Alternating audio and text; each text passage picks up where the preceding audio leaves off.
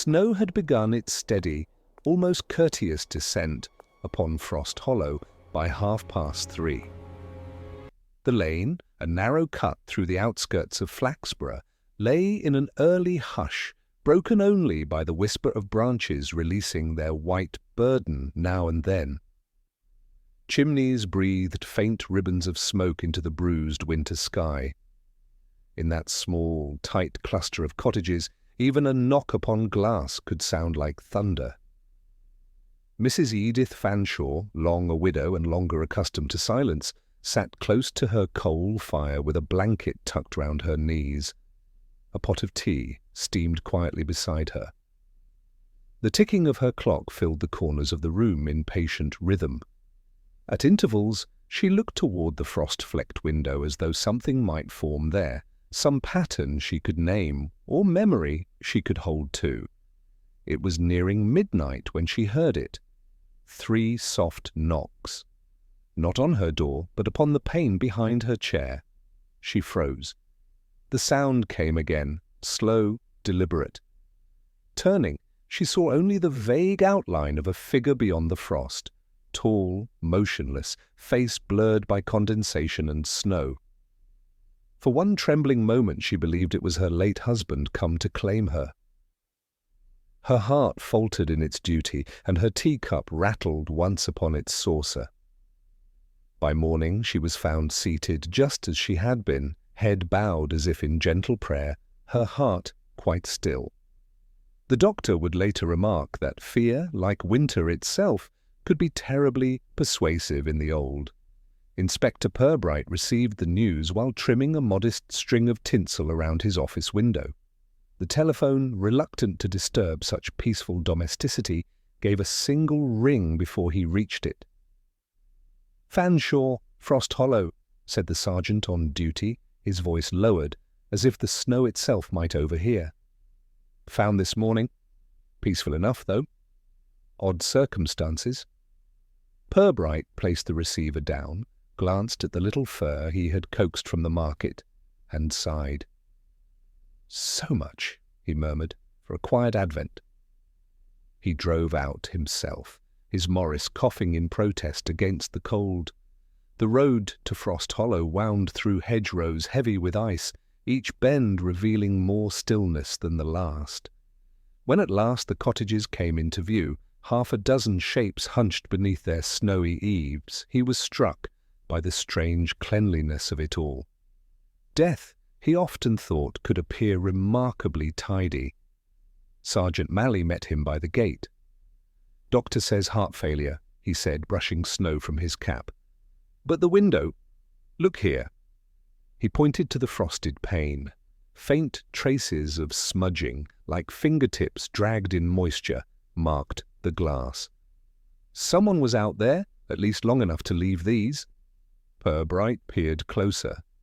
The prints were imperfect, too blurred to count as evidence, too human to dismiss. "And no footprints?" he asked. "None, sir. Fresh snow all round. It started about 1, they say. Could have covered anything." Inside, Mrs. Fanshawe's house smelled faintly of lavender polish and coal dust. The fire had gone out, leaving the air stiff with cold. Purbright stood for a while, hat in hand, studying the room. On the mantelpiece sat a framed photograph, a young couple on a beach long vanished beneath time. On the table, a plate of shortbread, one piece missing. On the hearth, a single coal fallen and cracked neatly in 2. "Nothing disturbed," Malley added softly. "No sign of forced entry, but the vicar, he says she'd been nervous lately, hearing things." Purbright looked at the empty chair and the teacup beside it. "Well," he said, his voice almost kind, "we shall have to see what there is to be heard." He stepped outside once more, letting the wind bite at his collar. The world around Frost Hollow seemed suspended, every branch holding its breath. Somewhere, faintly, a dog barked, and then fell silent. Purbright turned his gaze to the line of cottages and the long, narrow field beyond. In that hush, even the air seemed to carry secrets. He adjusted his hat, tucked his gloves beneath his arm, and began his quiet walk along the lane, his boots pressing small, deliberate truths into the snow. By the following afternoon, Frost Hollow had begun to thaw, not from warmth, but from curiosity. Grief in Flaxborough was never content to sit alone. It soon acquired conversation, and conversation, as Inspector Purbright well knew, travelled faster than any motor car. By the time he returned to the Hollow, 3 versions of the midnight visitor had already taken root, 1 spectral, 1 criminal, and 1 sentimental. Mrs. Vale, the neighbour with an eager manner and a kettle that seemed always on the boil, greeted him before he had reached her gate. "You'll have heard the talk, Inspector," she said, pressing gloved hands together as though in prayer. Poor Edith, she was certain she'd seen something dreadful. Said her George had come back, only not as she remembered him. She shivered theatrically, her breath clouding the air. And now this. Purbright gave a mild nod. "People often see what they miss most," he said. His tone was not unkind. He glanced toward Mrs. Fanshaw's cottage, its windows dark and shuttered, the snow about it untouched, save for the police footprints already softening back into white. Next came Miss Clegg, whose curtains had twitched since dawn. She was thin, angular, and wrapped in a shawl patterned like cracked porcelain. "You won't find me surprised," she told Purbright with a grim sort of satisfaction. "She spoke to shadows, you know, out there by her gate, whispering like she could hear an answer." Her eyes darted toward the lane. "I told her to stay indoors, but she always did have notions." Purbright listened without interruption, his gloved hand brushing snow from his notebook, though he made no entry. He had learned long ago that people often revealed more by what they didn't say. At the far end of the Hollow stood the vicarage, a modest stone house with ivy clinging to its windows. The Reverend Pym greeted him at the door, his face ruddy from the cold, his manner both cautious and grateful for company. Inside a fire burned low, and the faint scent of pine resin lingered. "A sad business, Inspector," he said, handing over a cup of tea. Mrs. Fanshawe had been at church only last Sunday. She spoke of seeing a figure at her window then too, though she called it a visitor, not an intruder. I took it for loneliness speaking. Purbright stirred his tea slowly. "Loneliness speaks quite clearly, I find." "Yes," the vicar sighed. "It does, especially in places like this. The Hollow breeds silence, and silence can make companions of shadows." He paused, studying Purbright's thoughtful expression. "You don't think there's truth in these stories, then?" "I think truth wears many disguises," Purbright replied gently. He set the cup down and rose, his eyes drifting toward the frosted glass of the vicarage window. "Sometimes it even knocks politely." Outside again, the sky hung low and pale, as if the daylight itself were reluctant to linger. Purbright made his way toward the final cottage, a small, sagging structure whose roof seemed forever on the verge of collapse. A boy sat on its step, swinging his boots against the stone. He looked up as Purbright approached, squinting through the bright snowlight. "You the policeman?" the boy asked. "I am." Purbright crouched slightly, his tone mild. "You live here?" "With my gran. She's sleeping. Says the air's bad." What about you?" "Sleep well." The boy shook his head. "Not last night. I saw the light." His voice dropped to a whisper. "Behind her curtains. It moved about like it was looking for something. Then it went out. I thought maybe it was Santa early, but Gran says that's silly." Purbright smiled faintly. "Gran may be right about the timing." He straightened, looking back toward Mrs. Fanshaw's window, imagining the faint glow flickering through the frost. "You're sure it was last night?" The boy nodded, earnest and certain. "Just after the church bell, I heard it ring once. Purbright thanked him, leaving a halfpenny on the step for sweets. As he walked away, he felt the shape of the story forming, not the ghostly one traded over fences, but something quieter, more human. The prints at the window, the untouched snow, the talk of a light, none of it quite fitted, yet none of it was false either. It was, he thought, how truth often appeared in Flaxborough, scattered in flakes, melting before one could gather them whole. He stopped at the crossroads where the hollow met the main lane. From there he could see all 6 cottages, each one with its own smoke thread rising into the dim air, each containing a different version of the same tale. He imagined them, whispering through their windows, voices soft as the snow falling around them, weaving comfort from fear. By dusk the lamps along the road glowed faintly amber. Purbright stood a while longer, listening to the stillness. Somewhere in the distance, a church bell tolled again, a single note swallowed by the wind. He turned back toward his car, brushing frost from his coat sleeve. The day's inquiries had yielded more atmosphere than fact, but that too was useful. In Flaxborough, atmosphere often concealed the shape of motive, like fog over a pond. As he drove away, the hollow shrank in his rear-view mirror, only a cluster of roofs against the whitened fields. Yet even as it disappeared, Purbright could not help but feel that something watched from behind those dim panes, waiting for night to fall once more. He would return tomorrow, quietly, without announcement. There was more to listen to before the truth would speak. Inspector Purbright returned to Frost Hollow the next morning, beneath a sky of dull pewter. The snow, hardened overnight, gave a brittle sound beneath his shoes, an oddly satisfying rhythm that kept pace with his thoughts. The village appeared unchanged, though he knew better. Rumours had been busy while the world slept. Curtains moved with studied slowness as he passed, and somewhere a kettle lid rattled in what might have been alarm. Purbright found it all quietly reassuring. Flaxborough's gossip, like its weather, obeyed familiar patterns. He began with Miss Clegg, whose curtains had been the first to twitch the day before.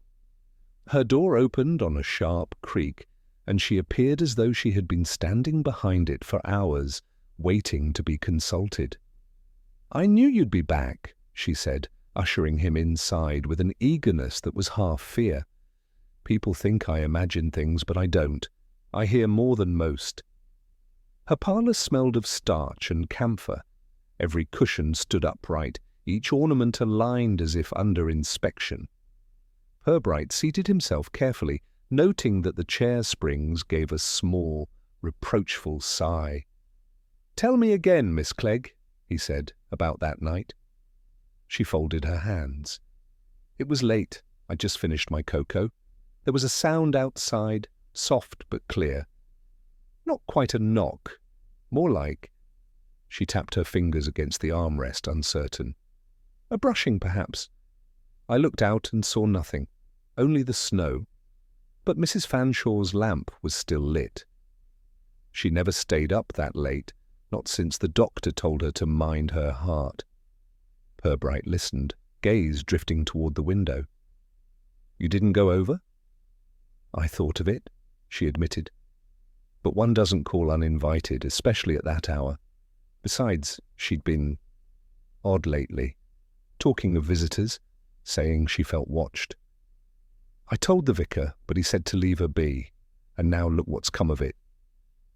He thanked her and made for the door, his tone light enough to draw no suspicion, but his mind turning the detail over, a lamp still burning, a noise described as brushing, not knocking.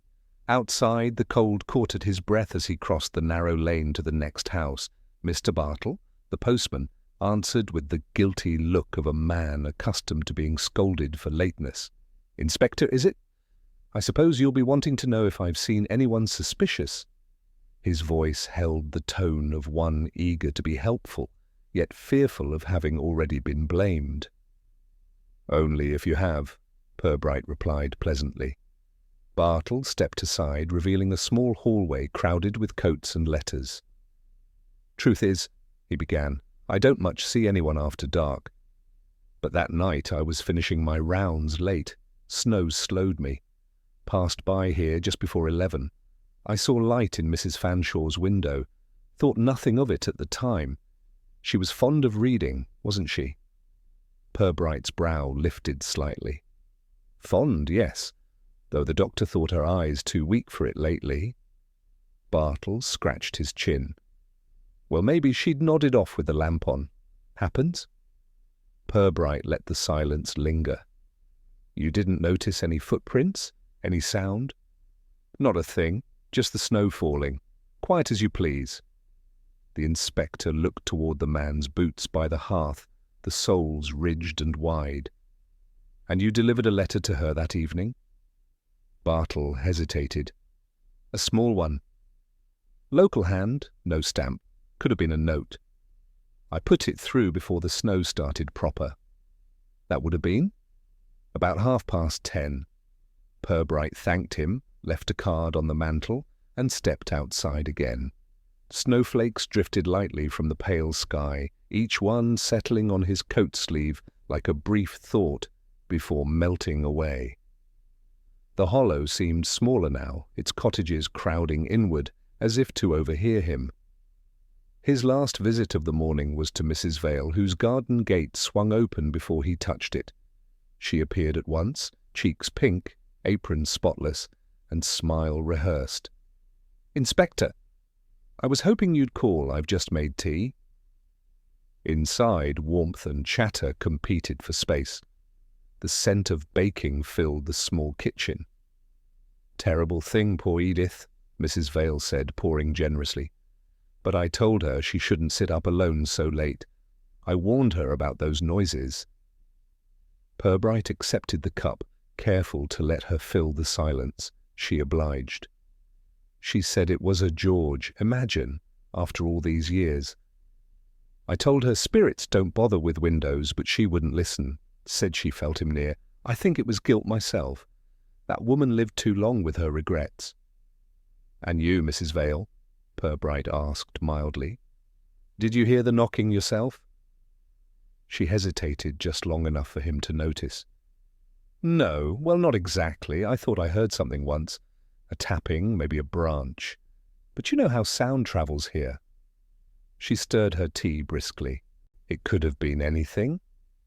Purbright nodded. "Quite so. Yet your neighbour, Miss Clegg, seems certain she heard it clearly." "Miss Clegg hears everything.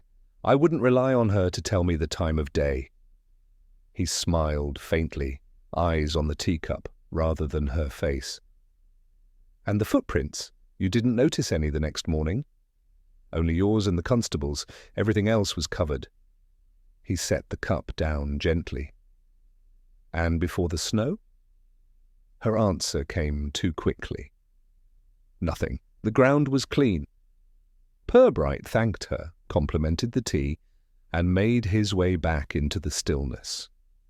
Behind him, Mrs. Vale's door closed with a quiet firmness that spoke of relief. He paused at the gate, glancing once more at the houses, Miss Clegg's stiff curtains, Bartle's untidy path, Mrs. Vale's immaculate step. 3 stories, all slightly mismatched. Back at his car, he brushed frost from the windscreen and stood for a moment, watching his breath drift upward like smoke. Somewhere between the cocoa, the letter, and the lantern's light, something was out of place. The hollow's politeness was too well rehearsed. He turned the key, the engine coughing awake. Tomorrow he would ask about that note Bartle delivered, and who might have written it. For now, he allowed himself a small, private smile. In Flaxborough, even grief came with neat handwriting. By midweek, Frost Hollow had regained its composure, or at least the version of composure it showed to itself. The church bell sounded over roofs freshly dusted with snow, and the market talk had grown more confident in its certainty. The visitor, people now agreed, had been a tramp, some poor drifter seeking shelter. It was a story everyone liked, tidy, pitiful, and, most importantly, finished. The Flaxborough Chronicle confirmed the sentiment with a headline that morning: "Midnight Visitor, a Homeless Tragedy." The article spoke of frostbite, wandering souls, and the dangers of winter on the unprotected. The tone was regretful, the moral clear.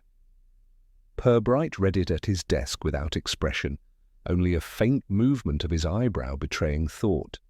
He folded the paper, laid it aside, and turned once more to his notes. The theory was comfortable, yes, but something in its comfort disturbed him. It had the well-pressed neatness of an alibi, too ready, too widely agreed upon. Even Malley, who prided himself on cautious doubt, had begun to sound convinced. "Makes sense, sir," he had said earlier, handing over the coroner's brief. "No marks of struggle, no theft, heart condition known, poor woman scared herself to death." Purbright had nodded, but not in assent. "Sense," he murmured, "and truth are seldom identical twins." Now, in the quiet of the office, he drew toward him the file containing Mrs. Fanshaw's personal papers. Her solicitor in Lincoln, an old acquaintance of the station, had sent over a copy of her will. The original had been written 15 years earlier, soon after her husband's passing. The recent amendment, dated just 2 months ago, was what drew Purbright's attention. It was brief, written in a hand weaker but still careful, and witnessed by a neighbour. "I leave to Mrs. Clara Vale of Frost Hollow my husband's collection of letters, presently kept in my private cabinet, to be burned or preserved as she deems right." The phrasing was oddly formal for Mrs. Fanshawe, a woman whose letters to the council about street lighting had been full of cheerful scolding. The name, too, Mrs. Vale, brought a small tightening to Purbright's mouth. He recalled her briskness, her eagerness to explain everything before being asked. He tapped the paper gently with his finger. "To be burned or preserved," he repeated, an odd discretion to grant. Outside the window, the first flakes of a fresh snowfall began to fall, soft and slow, as if the town itself meant to start again. Purbright rose, adjusted his scarf, and took the road toward Frost Hollow once more. The air smelled of wood smoke and damp wool. Somewhere distant, a carol practice drifted from the church hall, thin voices promising goodwill to all, if not yet to truth. Mrs. Vale answered his knock promptly, though with less of her earlier brightness. "Inspector, I didn't expect—" "Well, do come in. The kettle's just on." He stepped inside, removing his hat. "I shan't keep you long. I've been reviewing Mrs. Fanshaw's affairs. It seems she left you something quite specific." The colour shifted in her cheeks. "Oh, I hadn't heard." He handed her the copied line from the will. She read it quickly, then again more slowly. "Letters?" she said, her voice tightening. That must be a mistake. I never knew her husband well enough for correspondence." "Then it is a curious gift." She placed the paper on the table, aligning it precisely with the grain of the wood. "Edith was sentimental. She probably meant to tidy away old things and thought I'd see to it." "Quite so," Purbright said evenly. "And yet you told me she and you weren't close." "We weren't. Not really. But she'd no children, no one else nearby. People get strange notions near the end, Inspector." Purbright regarded her quietly. "Indeed they do." He made no further inquiry, only thanked her for her time and stepped out once more into the dimming afternoon. Behind him, the door closed with a sound less soft than before. He walked slowly down the lane, his boots pressing prints alongside those already hardened into the snow. The hollow was hushed. Curtains glowed faintly with lamplight. The air carried the scent of paraffin and cabbage. Everything appeared ordinary again, reassuringly so. Yet it was precisely that reassurance that troubled him. Miss Clegg's window flickered. She was lighting a candle, perhaps to keep watch against another visitor who would never come. Purbright lifted his gaze to the chimney above her house and noticed faintly a wisp of darker smoke among the white. Somewhere a fire burned less cleanly than the others, something acrid in its scent. He paused beside the gate, listening. From somewhere within the cluster of cottages came the rhythmic clatter of someone stoking a fire too vigorously. He imagined Mrs. Vale bending over her hearth, feeding it not coal but paper, watching words curl into silence. The thought stayed with him as he walked back toward his car. A vagrant would have left footprints, a frightened woman would have locked her door. And yet Mrs. Fanshawe had neither. At the bend where the hollow joined the main road, Purbright stopped and looked back once more. The cottages crouched beneath the snow like secrets pretending to sleep. He found himself murmuring under his breath, "A homeless tragedy indeed, though not perhaps quite so homeless as we think." He drove back through the darkening streets, past the shops closing for Christmas, and the children pressing their noses to toy displays. The town, like its newspaper, preferred its mysteries soluble and polite. Purbright, however, was beginning to suspect that politeness had been the very means of concealment. In his office, he replaced the will in its folder and wrote a single note across the page. Check, witness signatures. Then he set down his pen, drew the blinds halfway, and sat for a long moment, listening to the snow hiss softly against the glass. There was no ghost in Frost Hollow, he thought, only the echoes of promises made and burned. But someone somewhere had been very careful to make the truth look decent. The following morning brought a pale sun that seemed uncertain of its welcome. Flaxborough awoke under a thin crust of frost that gleamed along rooftops like a layer of sugared deceit. Inspector Purbright reached Frost Hollow just as the first breath of thaw softened the lane. It was time, he felt, to let silence do less of the talking. He began at the back of Mrs. Fanshawe's cottage, where the constable had once reported nothing amiss. The snow there, though trodden now by investigators and mourners alike, still showed faint streaks of black near the base of the door.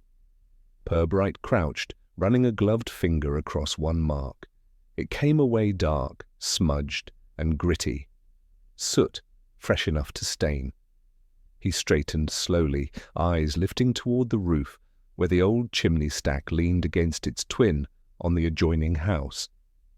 Two houses, built as one, their flues once connected before being walled apart. A practical design, long forgotten, except perhaps by those who lived beside it. Inside, Mrs. Fanshawe's rooms were unchanged since her passing, though colder now, emptied of their human rhythm.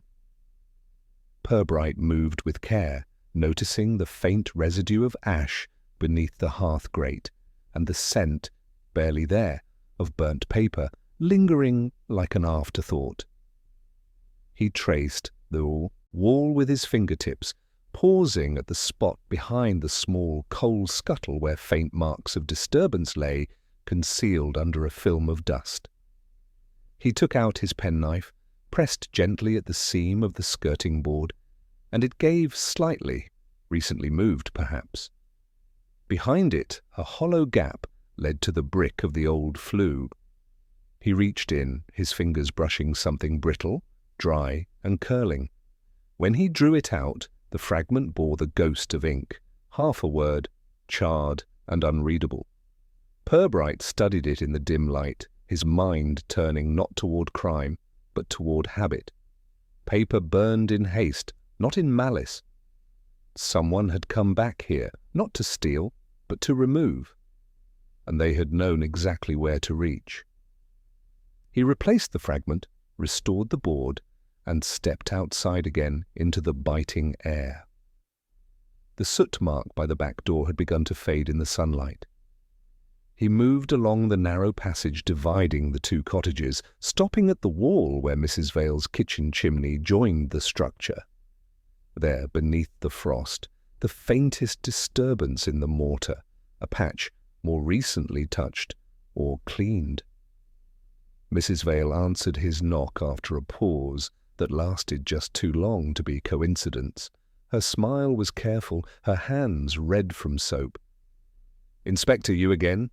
You do take an interest in the Hollow." "An interesting place," Purbright replied lightly. "So many friendly neighbours, so many convenient chimneys." She blinked. "Chimneys?" He gestured toward the hearth. "You keep yours well, I see. Fine draught. And yet Mrs. Fanshaw's was so long unused." Mrs. Vale's gaze flickered toward the fireplace. "Oh, I expect the old girl preferred her stove. Never much liked smoke." "Indeed," said Purbright softly, stepping closer. "Though someone seems to have liked hers quite recently." Her hands tightened on her apron. "What do you mean?" He knelt before the hearth, examining the ashpan. There, beneath the fine grey surface, lay darker fragments, thicker, more recent. With 2 fingers, he lifted a curled piece of half-burnt envelope, the writing still legible in places. "My dearest," and the faint beginning of a name. He replaced it without comment, dusting his gloves. "You do burn a great deal of paper, Mrs. Vale. Private correspondence, perhaps." Her voice was steady, but too composed. "We all clear our clutter now and then, Inspector, especially near Christmas." Purbright regarded her with quiet sympathy. "Of course. Clutter has a way of catching fire when it wishes to disappear." He straightened, brushing soot from his coat. "You must forgive my curiosity. One never knows which small details belong to a larger story." "I suppose not." Her tone wavered for just a second. He inclined his head and left, but did not go far. Instead, he stood at the end of the narrow passage between their 2 homes and looked upward once more at the chimneys, their twin mouths dark against the pale sky. The wind carried a faint smell of smoke from one and only cold air from the other. He smiled to himself, the expression brief, almost melancholy. By the time he reached his car, Sergeant Malley was waiting, coat collar up, breath forming small clouds. "You were right, sir," he said, handing over a slim file. "Fanshaw's will witnesses, Mrs. Vale and one Mr. Bartle, both from the Hollow." Purbright took it, flipping through the papers. "Our diligent postman, always on time when sentiment's involved." Malley frowned. "You think there's more to it, sir?" "I think," Purbright said, folding the file, "that truth here has been carefully posted through the wrong door." He looked back once more toward the cottages, the smoke rising faintly from Mrs. Vale's flue. "Tell me, Malley, do you believe in ghosts?" The sergeant gave a cautious grin. "Not since I married one, sir." "Good," Purbright said, "because I believe our ghost has fingerprints." They left the Hollow in silence. The road stretched away beneath the dimming sky, lined with hedges heavy with frost. Purbright's thoughts followed the faint trail of soot through the chimney, through the narrow crawl space, to the burnt paper in the neighbour's hearth. Back at the station, he laid out the fragment from the Fanshawe house beside the file of her will. The handwriting, though faint, bore a familiar curl in its letters, an old-fashioned elegance he'd seen once before in Mrs. Vale's signature. He leaned back in his chair, eyes closing briefly. It was no ghost, no vagrant, but a visitor of a different kind, one drawn not by malice, but by memory, someone who had come quietly through the forgotten link between 2 chimneys to fetch what she had once written, and now could not bear to leave behind. Outside, the town clock struck 4, the sound dull against the thick air. Purbright opened his eyes, his gaze resting on the soot-stained fragment. "The trouble with ghosts," he murmured, "is that they so often turn out to be human after all." By Thursday, the air above Frost Hollow had thickened with a kind of waiting.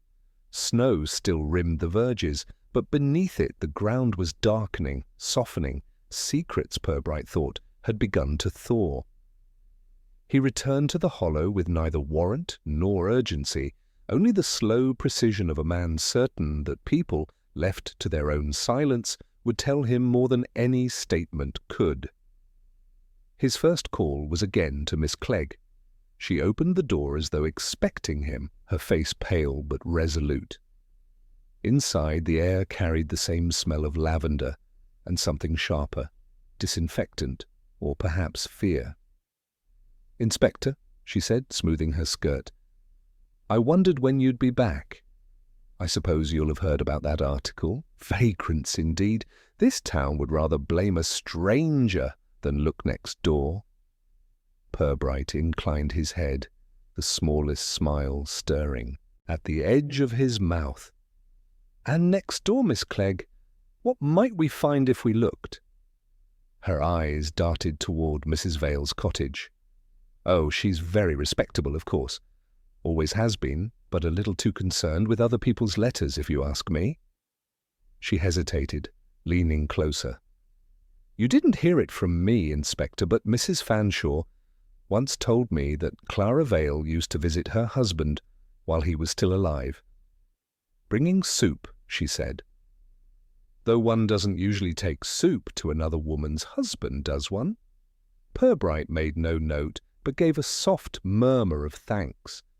As he turned to leave, Miss Clegg added, "And Mr. Bartle? Don't think he's innocent of curiosity either. He's forever loitering about when there's a letter unclaimed, always knows who's writing to whom." He walked away down the lane, her words folding neatly into the pattern already forming. At Bartle's door he paused to knock against the faint clatter of sorting. The postman answered with ink-stained fingers and a face that tried, unsuccessfully, to look unworried. "Inspector, haven't found your ghost yet?" "Not yet," Purbright replied mildly, "though I may have found her handwriting."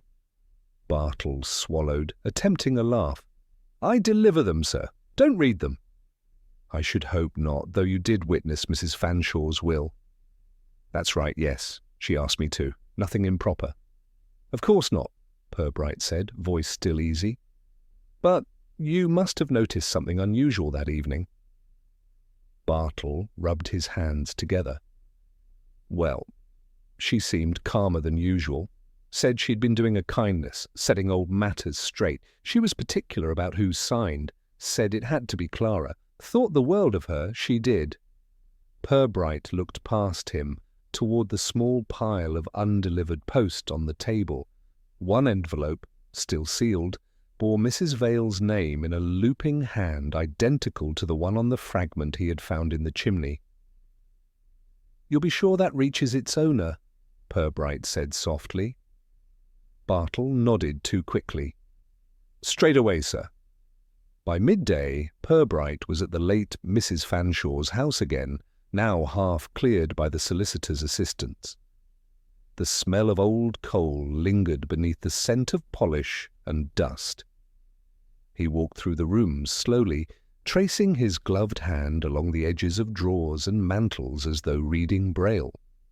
In the small parlour bureau, beneath a layer of neatly folded linen, he found a small leather-bound book tied with ribbon, the kind used once for diaries or household accounts. He untied it and opened the first page. The handwriting was slanted, delicate yet steady. The entries began 3 years before. The first few pages held nothing more than lists, visits, errands, weather. Then as the years passed, the tone shifted. Words thickened with melancholy. Clara came again. I thought I was glad to see her. But the "Look, she gave the photograph told me otherwise." Further on, The letters still in the drawer. I should have burned them when George died, but something in me wanted her to know I had kept them. Purbright read in silence, page by page, until the words blurred into a pattern of guilt and resignation. The final entry was written only days before her death. She asked if I would do her a kindness, and I said yes. I think she knows I cannot hate her now. I shall leave her what she wants. Let her decide what to keep of him. He closed the book gently. Outside, a crow landed on the frost-rimed fence and gave a single, rasping call before flying off. The sound broke the stillness enough to bring him back into motion. He pocketed the diary and stepped out into the faint sun, his breath rising like steam. On his way back along the lane, he paused at Mrs. Vale's garden. She was there, bending over the gate as if expecting him. Her voice carried easily in the cold air. "Inspector, if you've come to tell me anything dreadful, spare me until after supper." He smiled politely. "Nothing dreadful, Mrs. Vale. Only a question about friendship." Her eyes narrowed. "Friendship? Between women, how well did you and Mrs. Fanshawe understand each other?" "Well enough," she said carefully. "Better than most in this street." "I imagine you shared confidences." "We were neighbours, Inspector, not sisters." He nodded, unoffended. "I found her diary. It spoke kindly of you." Her hands faltered on the gate. She wrote of me?" "She did, of forgiveness mostly." For a moment her expression softened, then closed again behind composure. "She was too good, far too good. I didn't deserve her kindness." Purbright inclined his head. "That's often true of kindness, Mrs. Vale. We seldom deserve it." He left her there, standing very still as the frost began to gather once more upon the iron rails. The hollow stretched behind him, each house quiet, each life sealed like a letter never meant to be sent. Back at the station, the diary lay open on his desk, its pages pale under the lamplight. Purbright read the words again, slower this time, hearing their rhythm like the faint beat of an old clock. These were not confessions of crime, but of love left to rot behind curtains and closed chimneys. Every house in Frost Hollow seemed built of it. Miss Clegg's bitterness, Bartle's watchful envy, Vale's shame. None of them malicious, yet all complicit in the silence that had frightened an old woman to death. He closed the book and looked toward the dark window. Snow was falling again, light as breath. Somewhere out in the hollow, he imagined the sound of a single knock, soft, mistaken, full of regret. It was near 9 on Friday evening when the telephone at the Flaxborough station rang, a sound sharp enough to slice through the quiet hum of paperwork and half-cooled tea. Sergeant Malley answered first, but Purbright, seated nearby, could already tell from the sergeant's tone that the hollow had begun whispering again. "Miss Clegg, sir," Malley said, covering the receiver. "Says she's seen a light, same window as before. Claims there were knocks again, soft ones, like before the old lady died." "She's in quite a state." Purbright set aside his pen. "Of course she is," he murmured, reaching for his coat. "Frost Hollow never forgets a good fright." By the time they arrived, the lane was bathed in thin moonlight, its snow hardened to a crust that crunched faintly beneath their boots. The cottages stood still, each one breathing faint wisps of smoke into the air. Miss Clegg's curtains quivered, as though her fear had taken form behind them. She opened the door before Purbright had even reached it, her face pale and drawn, her shawl clutched to her throat. "I knew it wasn't over," she whispered. "She's come back, Inspector. I heard the knocking 3 times just like before, and then a glow in the window, not candlelight, brighter, colder, and no footprints, none at all." Purbright's tone remained steady. You're certain of that? Certain as I'm standing here. I even checked with my lantern. Nothing disturbed. Then let's have a look, he said, gently. The house was close and still, filled with the faint aroma of mothballs and tea leaves. Miss Clegg hovered behind him as he crossed to the window. The frost outside caught the lantern's reflection and fractured it into thin shards of gold. Beyond, Mrs. Fanshaw's dark cottage stood silent, its shape black against the pale snow. Purbright leaned closer, studying the narrow patch of ground between them. The snow was smooth, untouched, save for one small irregularity, a depression near the base of the wall, not quite a footprint, but a mark where something had pressed down and melted the surface. He crouched, lifting his lantern closer. There, glinting faintly, lay a sliver of glass no longer than his thumb. He pocketed it without comment. Behind him, Miss Clegg shivered. "You saw it too, didn't you?" "I saw something," he replied mildly, rising. "But ghosts rarely leave glass behind. Do you still have that lantern of yours?" She hesitated, then fetched it from beside the door, a brass thing with a cracked pane. "It's an old one, my father's. I use it when the power goes." Purbright examined it briefly, his eyes lingering on the soot marks along the crack. "Did you have it lit earlier?" "Only for a moment when I looked out." "Why?" He smiled faintly. "No reason. Thank you, Miss Clegg.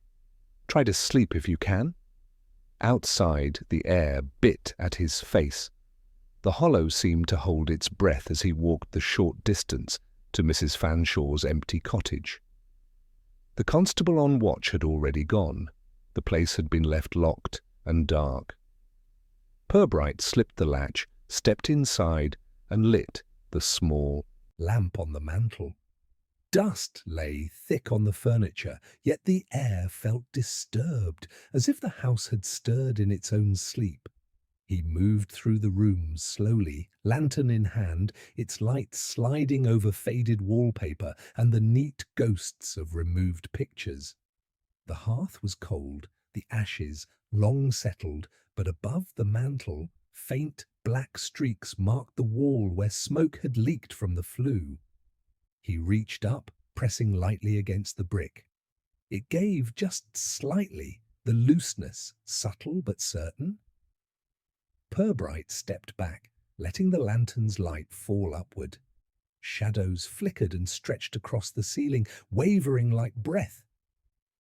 He stood very still, studying the movement, then turned toward the window. Across the lane, Miss Clegg's curtains fluttered again, her own lantern still burning, its reflection dancing in the frost. He extinguished his light, leaving only the faint glow from hers. In that dimness, he could see clearly what she had seen. The reflection of her lantern upon the frozen glass of the opposite window, trembling with each gust of wind, appearing and vanishing like a ghostly visitation. A trick of alignment, simple and cruel. Purbright stood in silence for a long moment, watching the illusion shift with the breeze. Then he smiled, not out of mockery, but with the quiet understanding of a man who had seen how fear can arrange itself neatly between truth and shadow. He stepped outside, closing the door behind him. The wind had fallen, the night was still but for the faint creak of tree branches. The snow at his feet glowed softly under the moon. As he walked toward the car, he caught sight of something near Mrs. Vale's gate.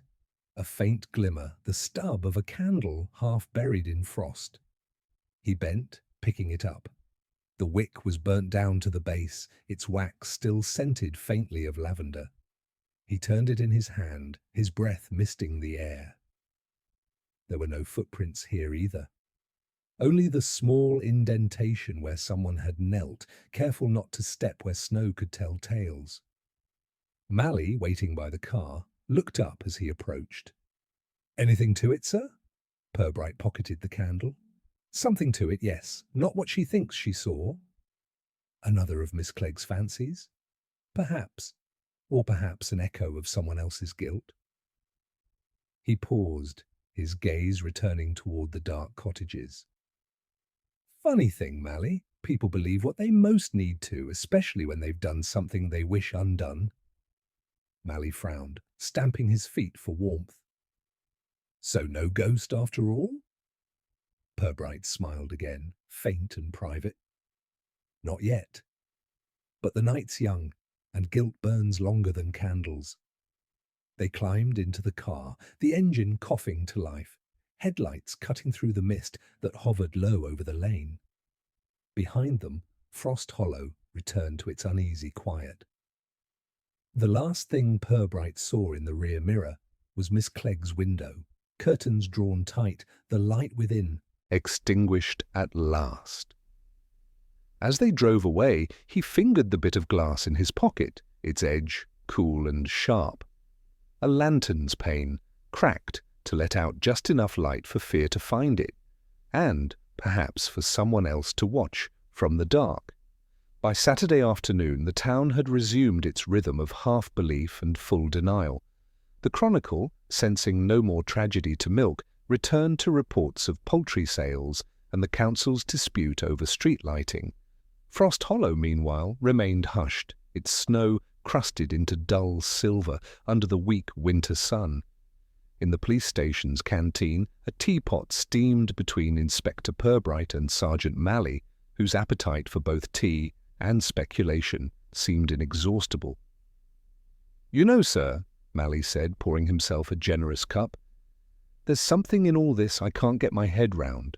If it wasn't a tramp and it wasn't a ghost, and Mrs. Vale wasn't after money, then what on earth was the point of it all? No one's gained a thing." Purbright stirred his own cup with quiet rhythm.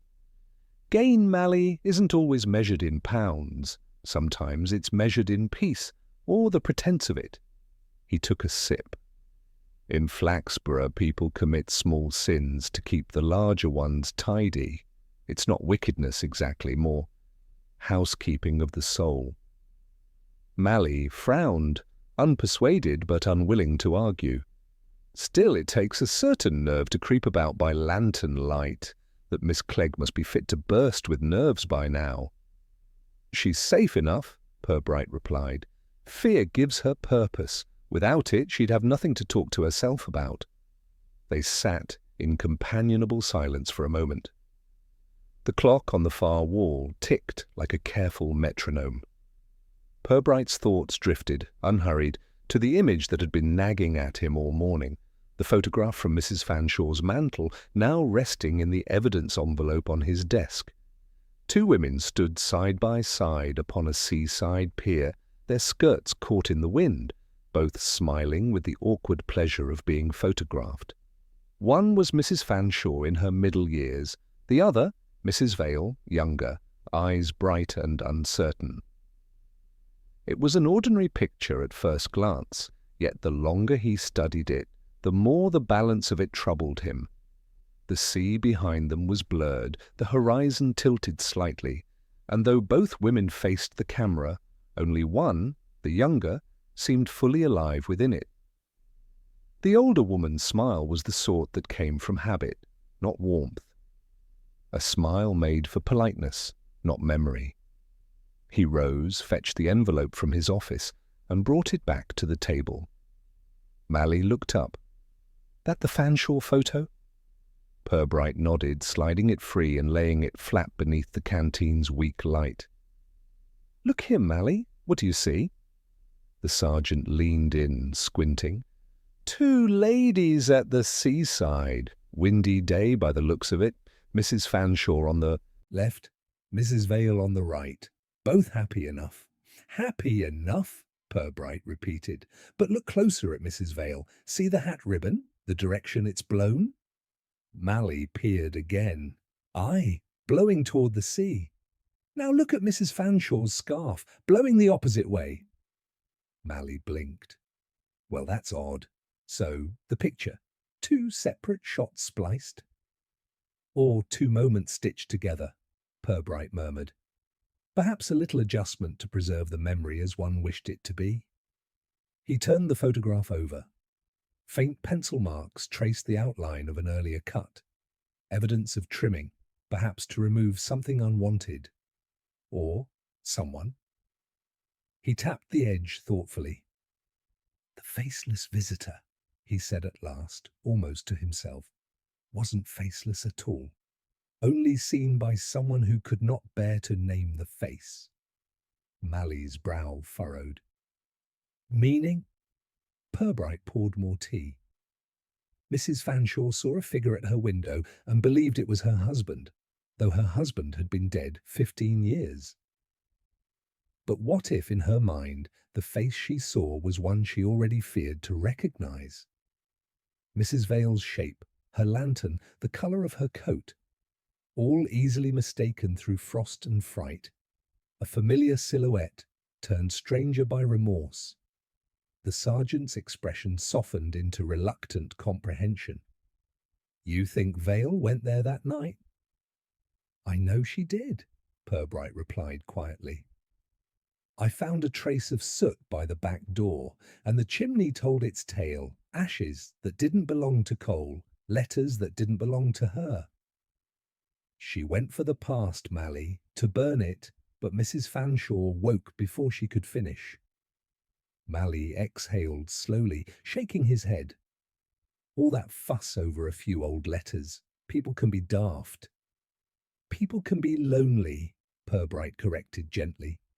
Loneliness has a way of turning guilt into ghosts. It makes one tidy up things that no longer matter until suddenly they do. He replaced the photograph in its envelope, then folded his hands. I think Mrs. Fanshawe forgave her in the end. Her will shows that. But forgiveness is only a word until someone tries to live with it. Mrs. Vale thought she could erase the proof. In doing so, she gave the proof life. The clock struck the half-hour, its chime soft but insistent. Mally rose, stretching. So what now, sir? Do we tell her? Purbright shook his head. Tell her what? That her fear killed a friend? That she's haunted not by a spirit but by her own reflection? No, Mally. There's mercy in silence. The Hollow has had enough ghosts for one winter. Mally poured the last of the tea, the sound small and homely. You're too kind by half, sir. Not kind, said Purbright, his voice low. Just aware that cruelty wears the neatest gloves. They finished their tea in silence. The afternoon light shifted across the room, pale and uncommitted, like truth deciding how. Much to reveal. Outside, flakes began to fall again, slow, deliberate, the same rhythm as the ticking clock. Purbright reached for his hat, setting it carefully upon his head. As he turned toward the window, he caught his own reflection in the glass, a face half shadowed, half clear, the line between the two uncertain. He thought of Mrs. Fanshawe seeing something similar that night, not a ghost, but the blurred outline of a person she loved and pitied in equal measure. He smiled faintly, a gesture more of resignation than amusement. Faceless, he murmured, only because no one wished to see. Then, with a soft motion, he extinguished the light, leaving the room steeped in its quiet order and oddity, the kind that suited Flaxborough best. By evening, the Hollow lay beneath a sheen of fresh frost, every roofline and hedge gleaming faintly under the moon's patient eye. The air had that curious stillness that comes before confession, a calm too deliberate to last.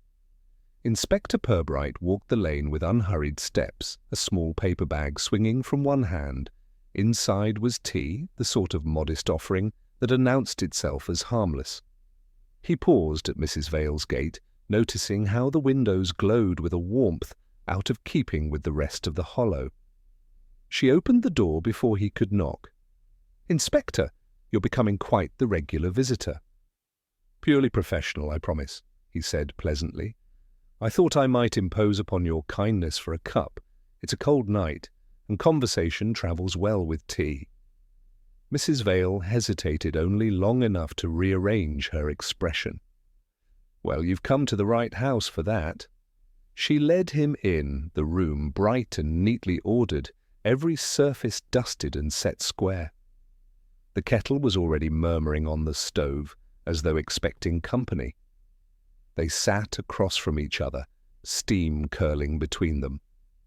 Purbright made small, quiet talk, of the weather, of the vicar's forthcoming sermon, of how the Hollow seemed calmer now that the newspapers had lost interest. She responded with polite ease, her hands always busy, folding the tea towel, aligning the sugar bowl, smoothing invisible creases in the tablecloth. When the small talk had thinned to silence, Purbright set down his cup and leaned back. "I wonder," he said gently, "if the quiet truly comforts you, Mrs. Vale?" Eyes lifted. "Why shouldn't it?" "Because it seems to me," he said, voice calm as snowfall, "that quiet has been your punishment, not your refuge." The words hung between them, soft but unignorable. She did not answer, only reached for the teapot again, pouring slowly, though the cup before him was already full. The steady trickle of tea masked her breathing. "I found soot on your hearth," Purbright continued. "Not coal soot, paper ash, and a candle stub by your gate. You've been visiting your neighbour's house, haven't you?" "Late at night, when the Hollow sleeps." Her hand trembled slightly, the teapot tilting too far before she steadied it. "You've no right to accuse me of—" "I'm not accusing," he interrupted quietly. "Only observing. You left no footprints because you used the old chimney flue between your houses, a clever route, half a crawl space, half a memory." She looked up then, the defiance brief, the fear older. "I only wanted to set something right." "I know," Purbright said, his tone almost kind. "You went to fetch what should never have been left behind." Her lips parted, but she said nothing. The clock on the mantel ticked with an insistence that seemed to fill the room. "I thought," he continued, "we might give the Hollow a demonstration this evening, a little proof that its ghost can be laid to rest." She frowned, uncertain, but Purbright had already risen, his movements smooth, deliberate. He crossed to the lamp, turned down the flame, and gestured toward the door. "If you would be so kind as to join me in Mrs. Fanshaw's garden.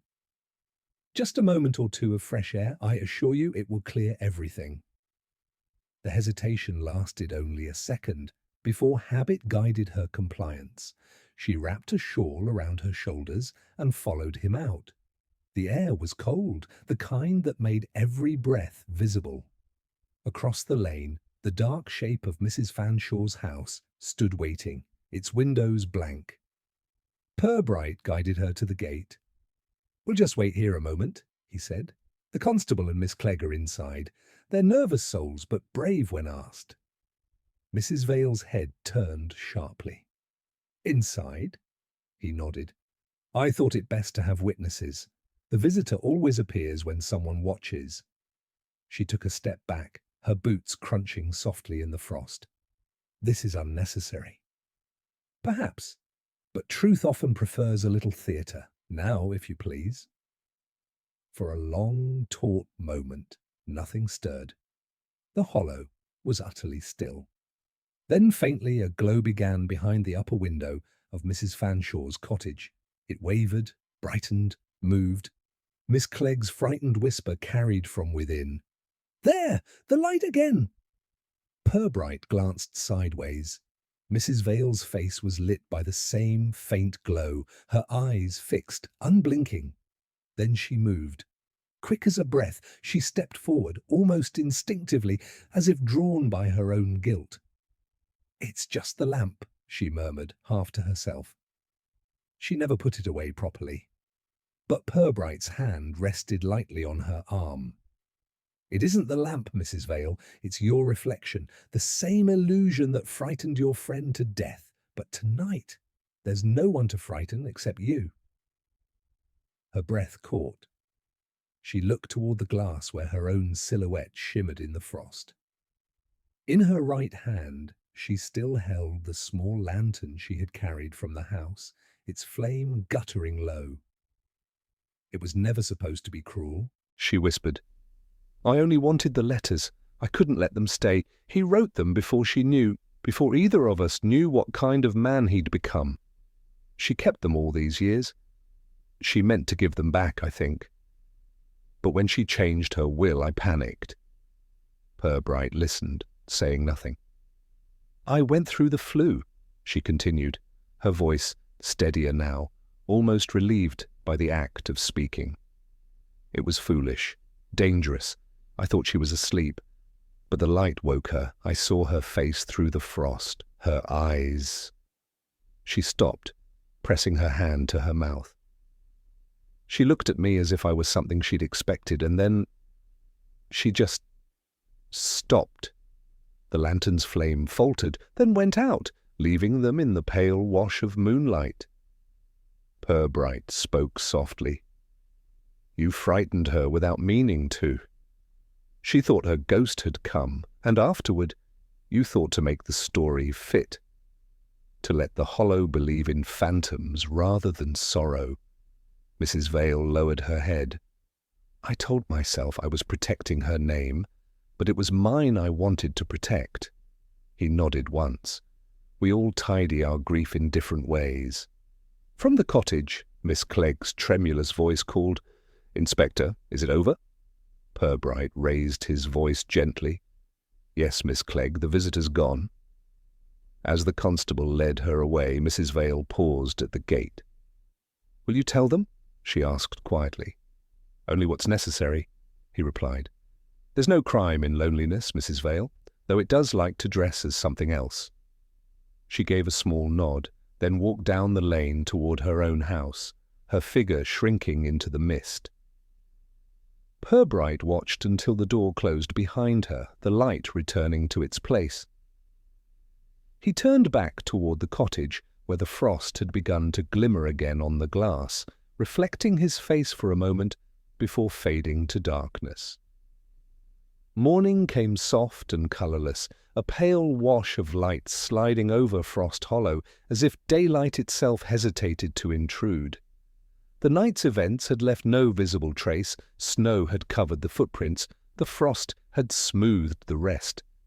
Inspector Purbright arrived quietly without uniformed company and found Mrs. Vale already waiting at her table, a single cup of tea before her, steam curling into the air like something trying to escape but failing.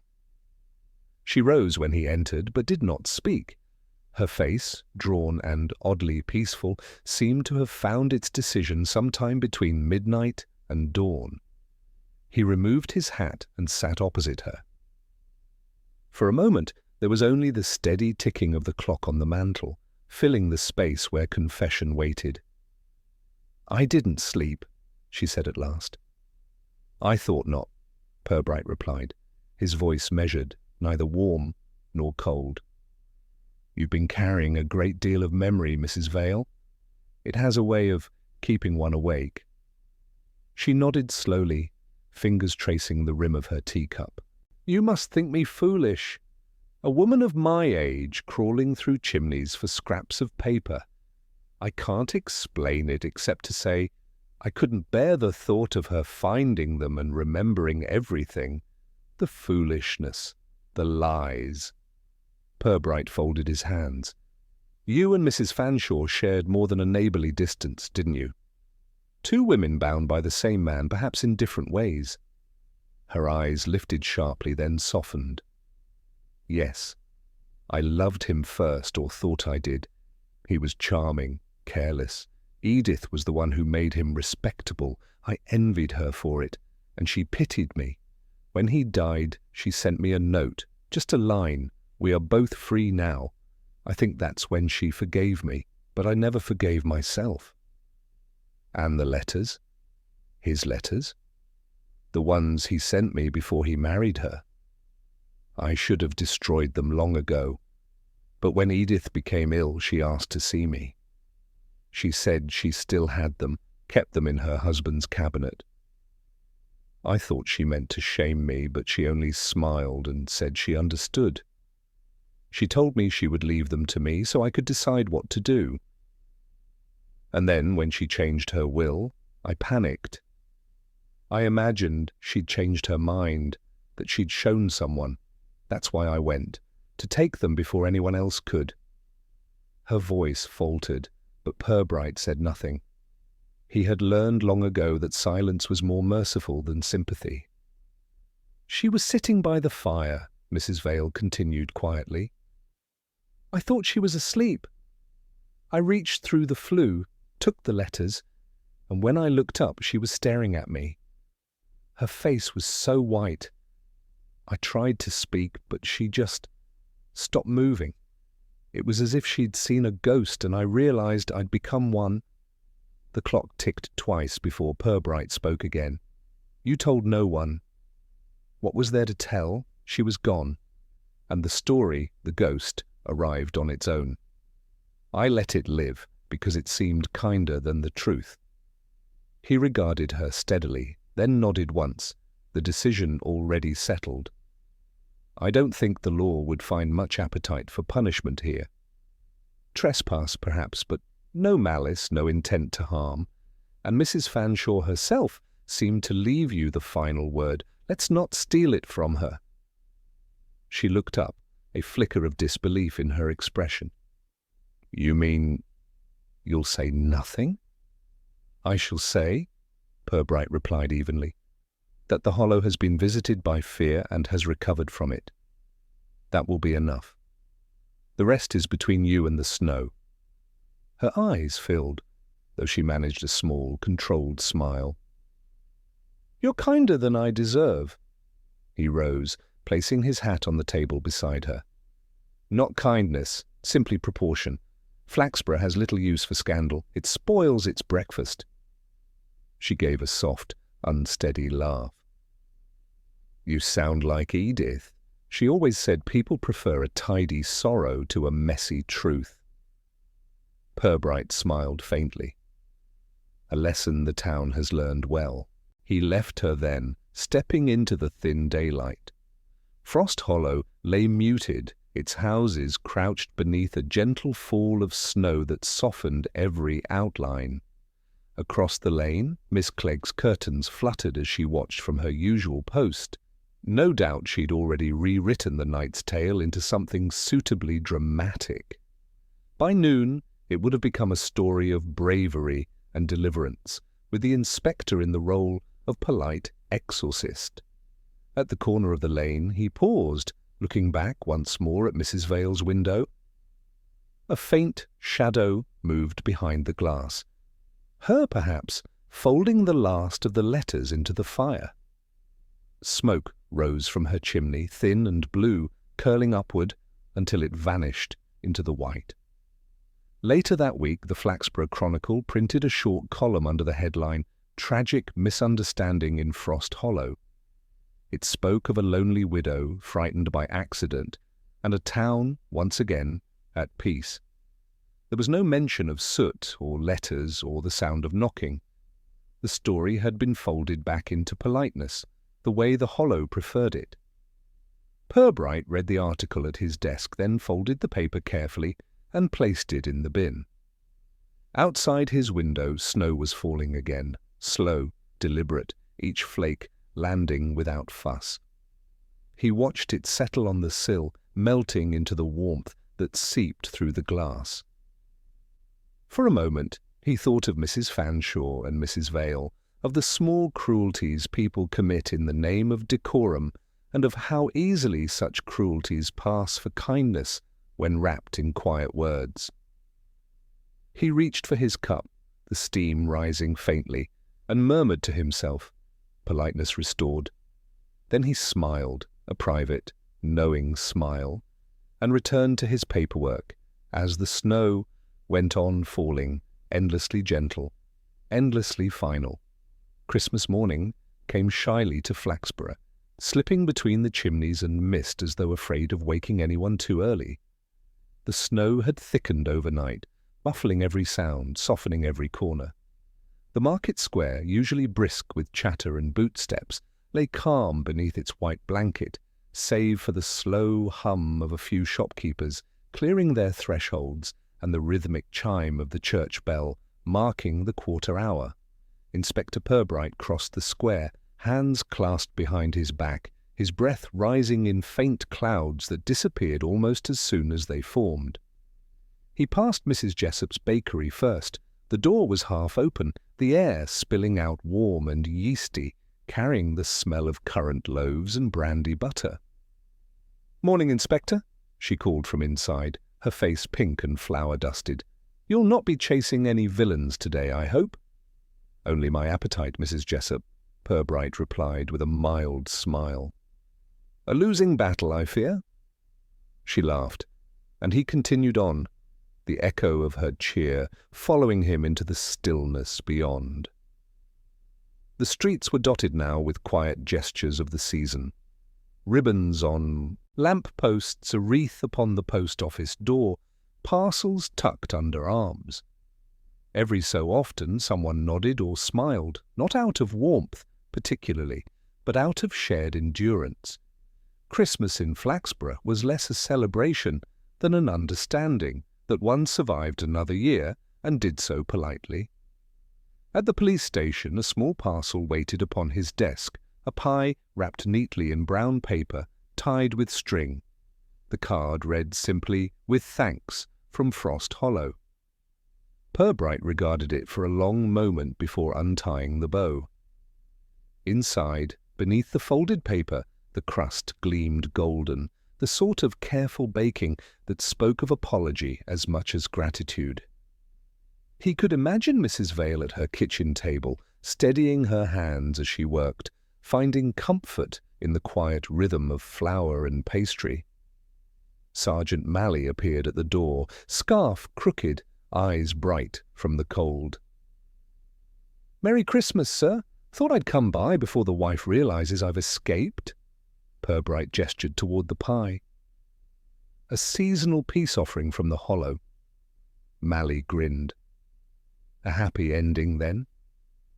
Purbright stirred the embers in the small stove, watching the flame catch. "Happy might be generous, but peace, perhaps, of a kind. Flaxborough prefers its misfortunes tidy, and we're here to oblige." The sergeant leaned against the doorframe, hands in pockets. "Still seems strange, though, all that fuss for nothing stolen, no harm meant. Just people being people." "Exactly," Purbright said softly. "That's the trouble with this place, Malley. Our mysteries are rarely about evil, they're about need. People wanting something they've no right to, comfort, remembrance, forgiveness, and taking it anyway, hoping no one notices. When they're caught, they apologize with pies." Malley chuckled. "There are worse kinds of crime." "There are," Purbright agreed, "but few so persistent." They shared the pie, the crust breaking neatly, releasing a faint scent of spice and butter. The warmth of it filled the small office, and for a brief moment the world outside seemed very far away. When Malley left, Purbright lingered, tidying his papers, setting aside the photograph and diary now closed for good. By mid-morning, the church bells had gathered the town together. Purbright walked toward them, boots leaving a steady trail in the snow. The square had filled with a polite sort of cheer, the vicar greeting tradesmen, children examining parcels, the butcher's wife distributing paper cups of mulled tea to those too slow to refuse. He accepted one with a quiet nod and stood for a while beside the war memorial, the sound of carols threading faintly through the air. He thought of Frost Hollow, just beyond the rise, its cottages now sealed beneath the snow, their windows glowing faintly against the pale day. Mrs. Vale would be inside, perhaps reading by the fire, the chimney smoke clean at last. Miss Clegg would be gossiping through her curtain gap, now deprived of ghosts but not imagination. Bartle, the postman, would make a show of punctual deliveries before the sherry began. Life, as always, rearranged itself politely around what it preferred not to recall. Purbright finished his tea and turned toward the river path, where the ice gleamed faintly blue beneath the thinning clouds. The air smelled of wood smoke and frost, the kind of cold that sharpened thought. He felt no satisfaction in having solved the matter. There had been little to solve, only something to understand.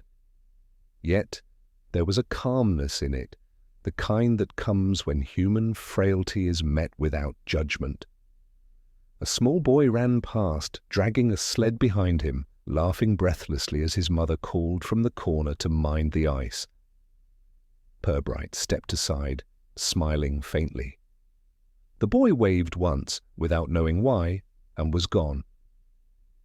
He walked on until the spire of the church stood behind him, and the town lay spread out like a scene painted in restraint.